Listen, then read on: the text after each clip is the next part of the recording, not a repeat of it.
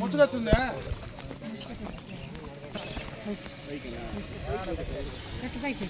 కట్టుపైకి కింద ఏం చూస్తావు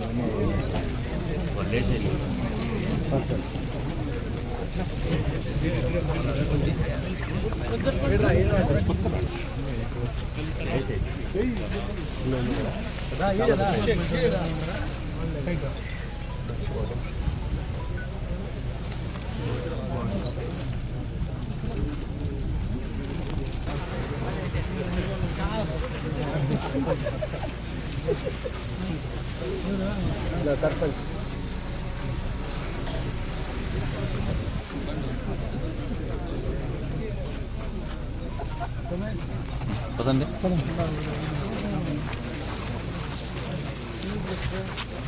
రానా రానా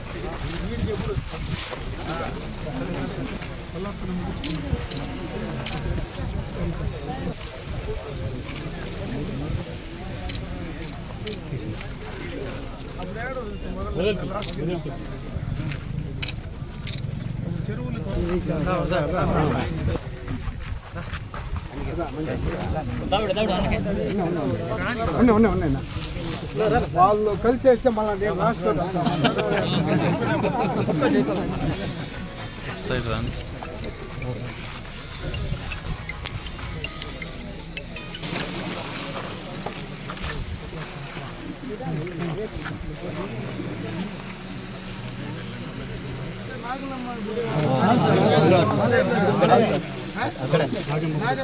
ఊర్లో కదా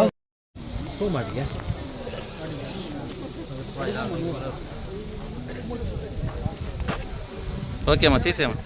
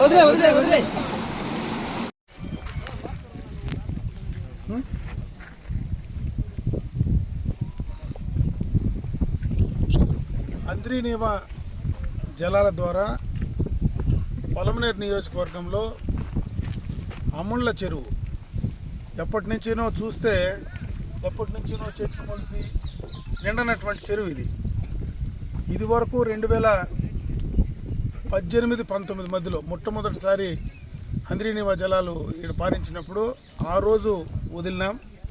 ఈరోజు మళ్ళీ కూడా హంద్రీనీవా జలాలు వచ్చిన తర్వాత ఈ చెరువు జలకలతో కలకలలాడుతాం.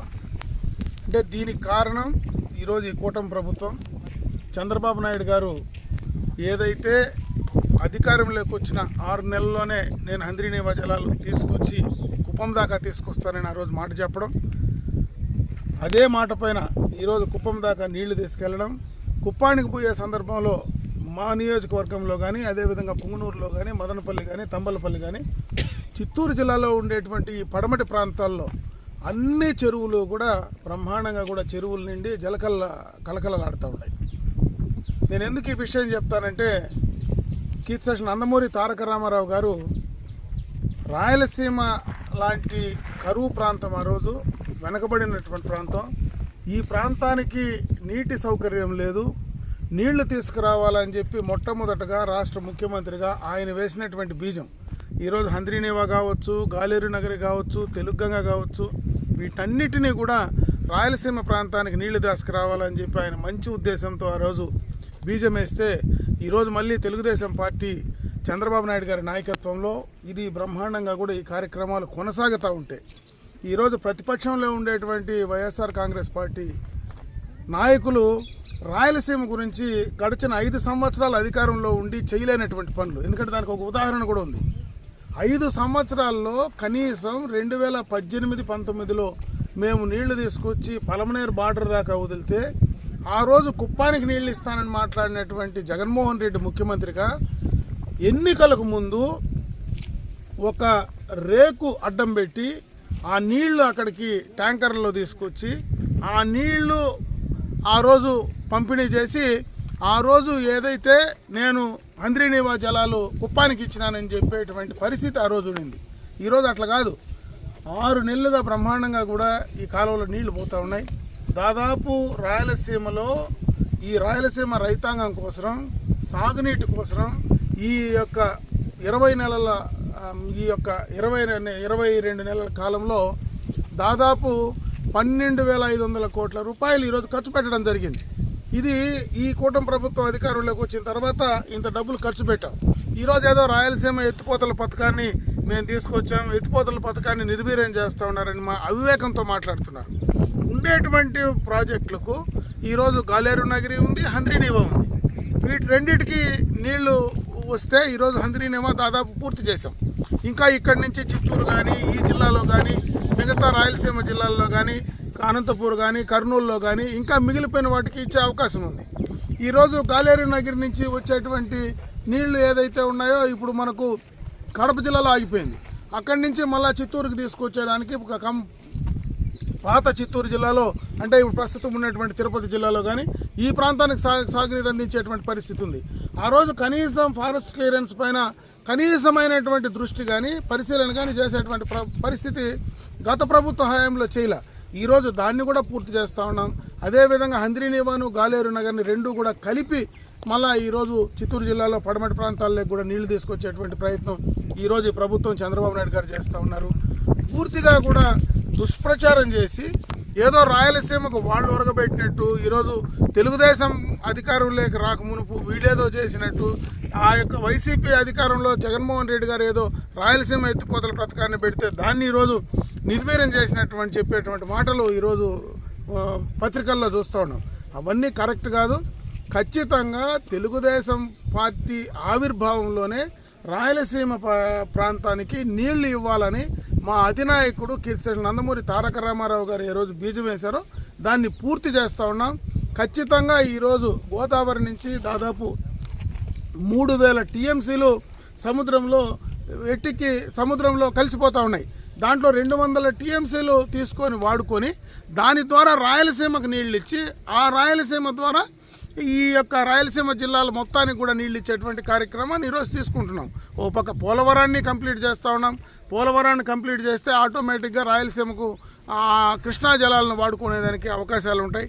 కాబట్టి ఇవన్నిటినీ కూడా ఓ పద్ధతి ప్రకారం సాగునీటి పరంగా రాయలసీమ జిల్లాలకు ప్రత్యేకంగా ఏదైతే కరువు ప్రాంతంగా, మెట్ట ప్రాంతంగా ఉందో వీటన్నిటికీ చేసేటువంటి కార్యక్రమాలు చేస్తూ ఉన్నాం. ఉండేటువంటి నీళ్ళను కూడా సద్వినియోగం చేసుకోవడానికి చంద్రబాబు నాయుడు గారు ఎప్పుడో కూడా ఆయన ముందు చూపుతూనే ఈరోజు డ్రిప్ ఇరిగేషన్ లాంటి కార్యక్రమాలు ఆ రోజు ఆయన వేసినటువంటి బీజమే.